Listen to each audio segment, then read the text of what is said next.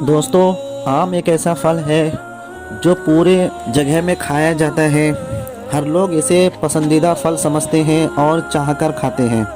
क्या आपको पता है कि आम के क्या नुकसान हैं और क्या फ़वाइद हैं?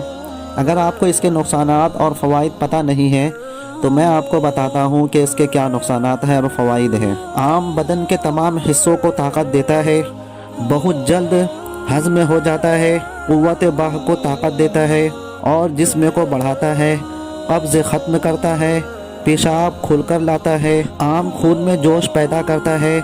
इसलिए इसके बाद जामुन खानी चाहिए ताकि नुकसान वाले पहलू ख़त्म हो जाए।